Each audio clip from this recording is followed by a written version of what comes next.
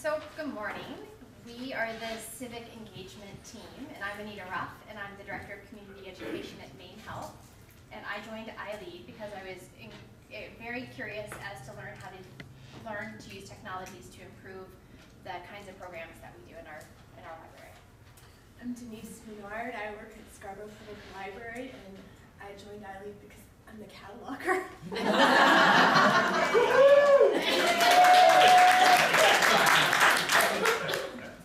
Hi, I'm Sonia Durney. I'm the Business and Government Team Leader at Portland Public Library, and I joined ILEAD because I head up our Choose Civility initiative there, and that very much focuses on civic engagement and community discussions, and so this online piece of it tied in nicely with that work. I'm Samantha Duckworth, also from Portland Public Library. I head the Science and Technology team there. I was interested in this project because of the leadership and technology components, and I heard there might be chocolate. And I'm Janelle Lewis. I'm a program manager with Maine Health Community Education, and I joined ILEAD because I wanted to do something new. We have a Prezi here. They're known to get people a little dizzy sometimes, so hold on to your chairs. All right, this is our initial what we set out to do. We had these highfalutin ideas about a librarian-administered online portal for civic engagement. Let's just say that didn't all work out. We're going to save the world. We're going to share these slides with anyone who's interested after, so our original videos here also, we won't play that now. So then we came together as a team to really discuss what this would look like to have a library-created online portal, and that's when we had our first pivot point, which is we discovered that our skills were much more in line with bringing people together and coordinating a collaboration versus actually doing computer programming, which none of us really had the skills to do. So that's when we made our first change. And we decided in order to find out how to create that solution or to have that solution created for us, we would have a hackathon. What? T-shirt.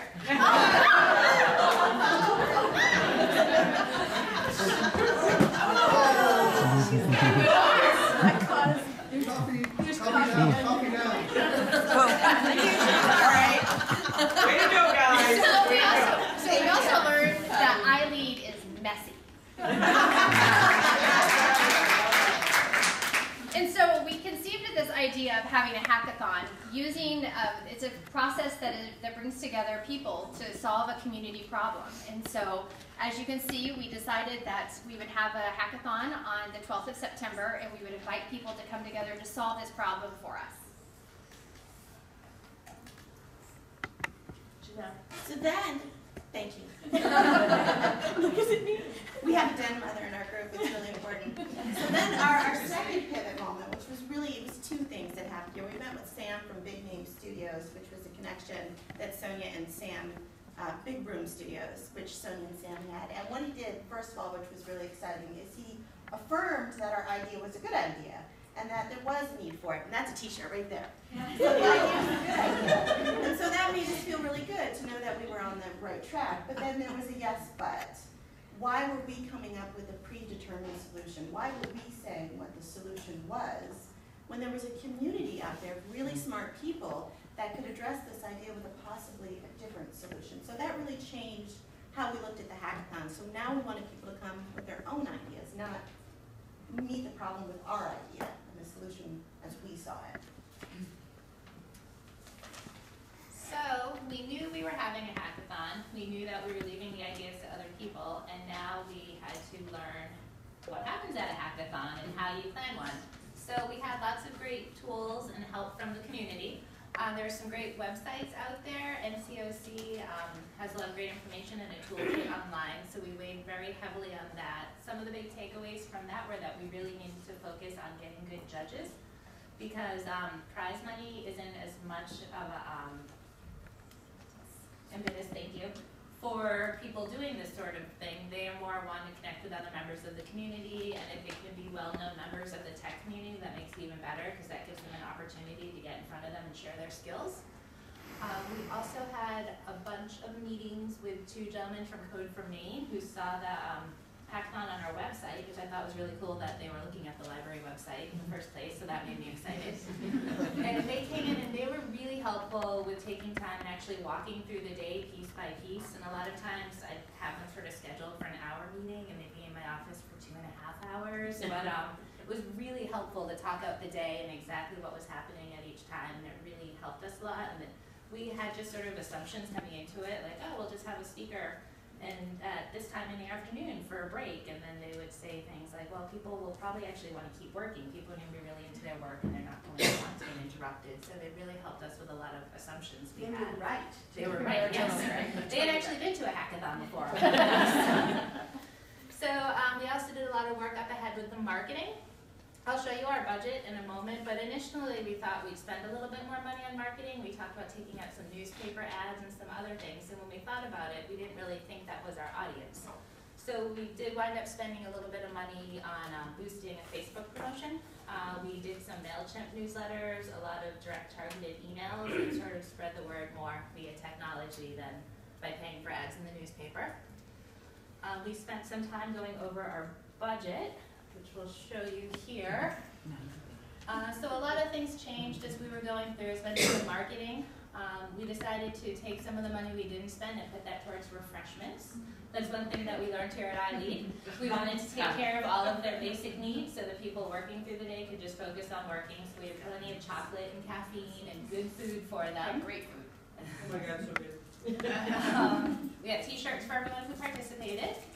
Someone else will get a t-shirt too.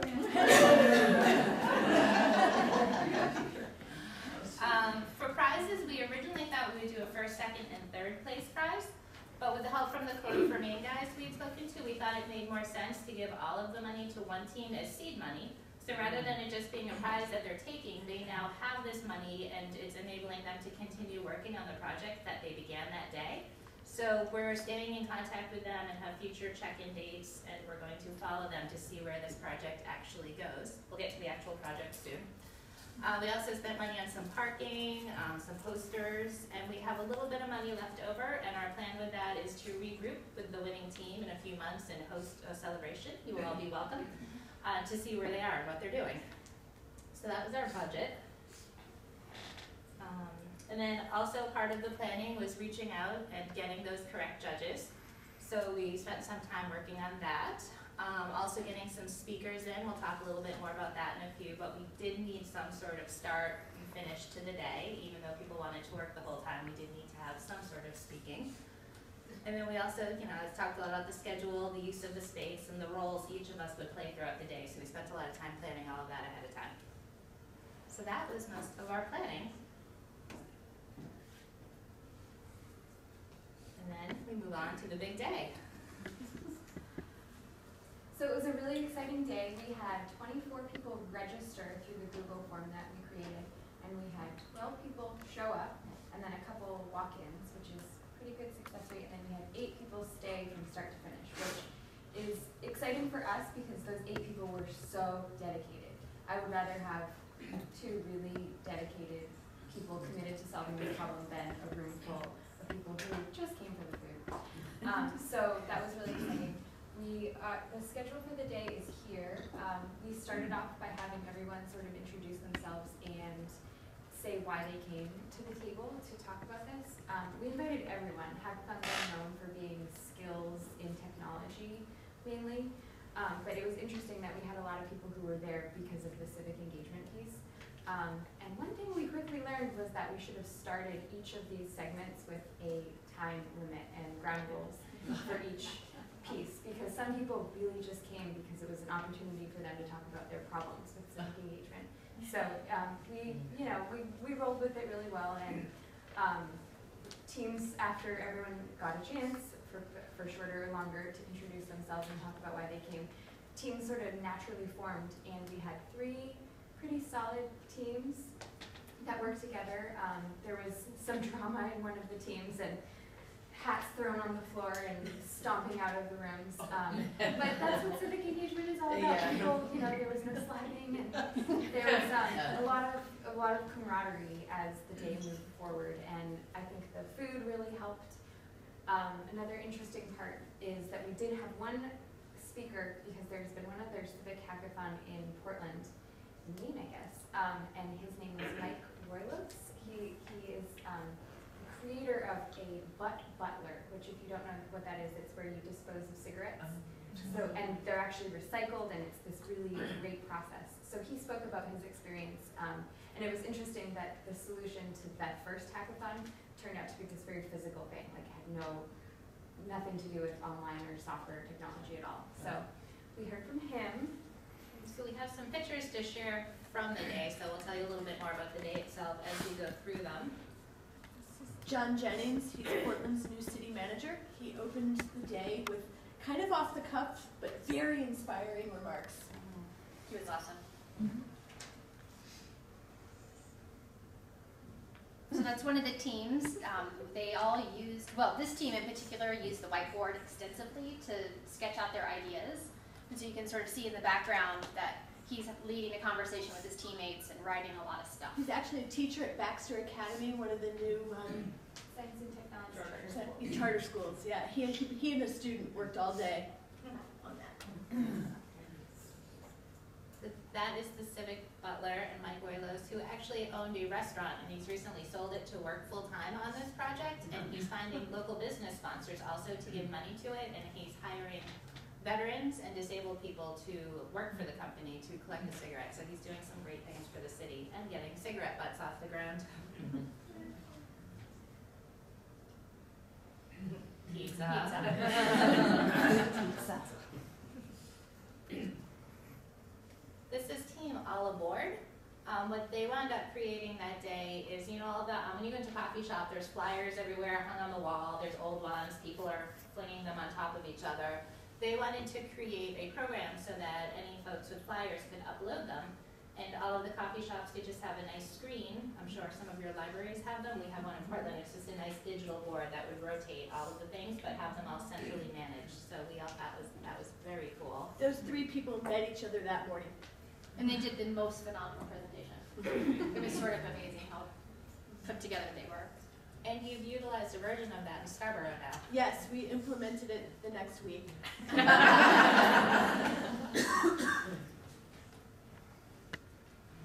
More working. That's actually the winning team. Can we give it away? Two men who met that morning as well. Dinner. We had a food truck come.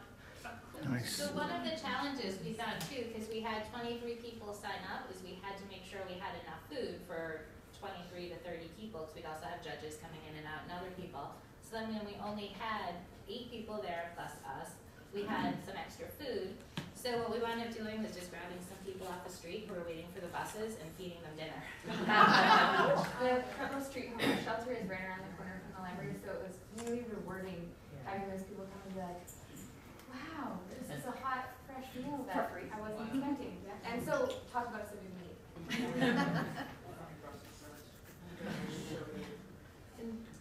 Exceptional judges. Our own, one of our community reps. So we have Christina Dorman, as you all know. Sarah Hines is the lead web designer for Shines and Checker Lab. She's based out of Portland, but works nationally with different companies and does their web branding and design. And Dimitri, I don't think anyone wants to try to say his last name. Dimitri. Many others. so software developer at Basho. Yep. So it was really important for us to get people, because we don't have the tech skills to really judge these projects that were being developed.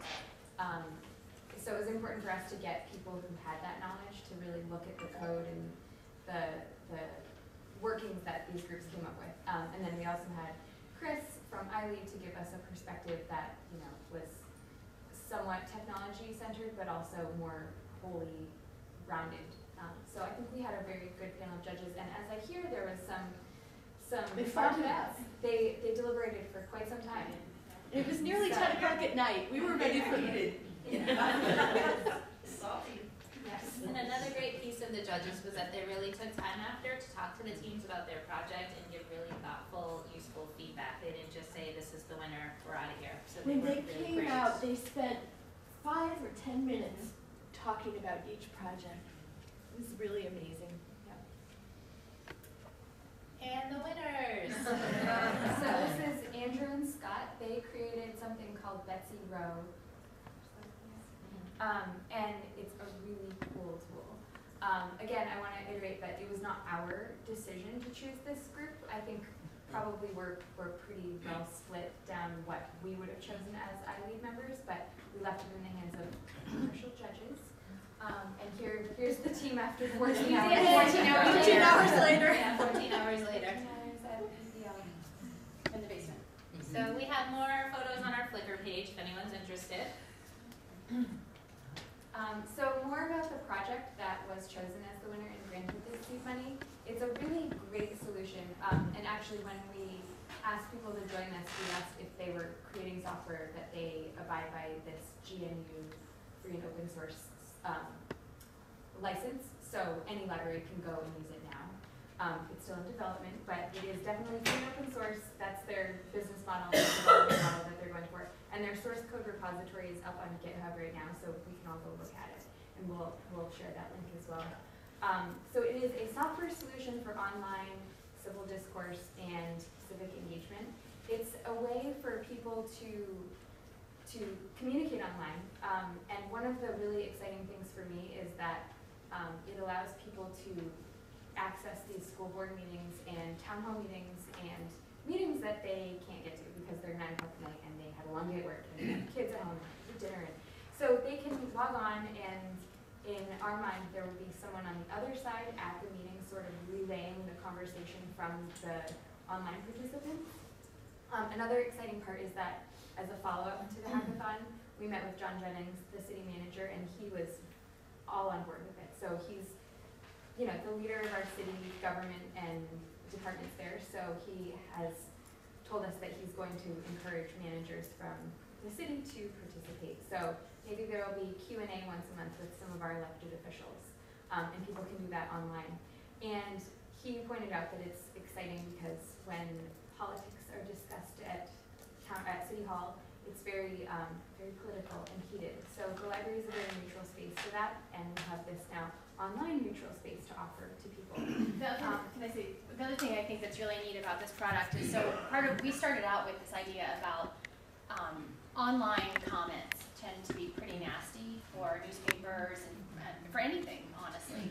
And one of the things that was really neat about Betsy Rowe is that they were able to program in select words and phrases, and that if you use them, you would get a little, hey, that's not nice, email back or a response back in the chat. And eventually, if you did that kind of language often, you'd be moved off into a room of other people like that, so that people like me, who doesn't want to hear that, can continue to be civically engaged in a polite way.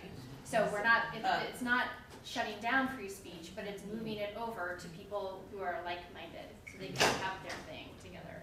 So that's the prototype bot that was created using a programming language that is escaping me.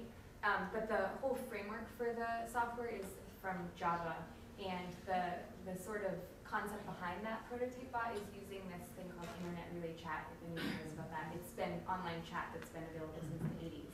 So it's really like an old technology that when they were talking about it in the beginning of the day, they were saying it's not used enough.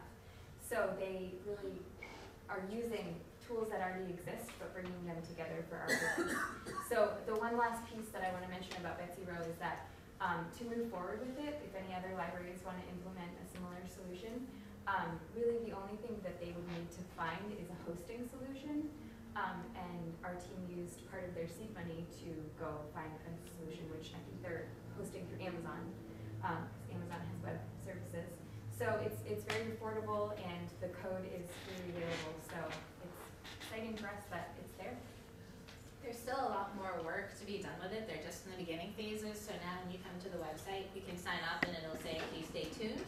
So what they're doing now is doing a lot of backload of uploading documents and data and information, because another piece of it is if you're in there chatting, you can fact check while you're chatting.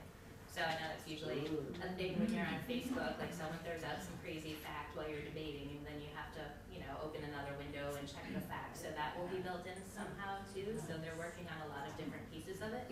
So it's not finished, but they're working hard, and I think it's going to be very cool. And the title, Betsy Rowe, is in the programming tradition. Programmers often name their projects little cute is a play on Betsy Rocks, which is, as everyone knows, a nursery rhyme. So what's next and what did we learn? We talked a little bit about what's next with Betsy Rowe. So they'll be continuing to work on that, and you'll all be invited when we do have more of an official release party for that.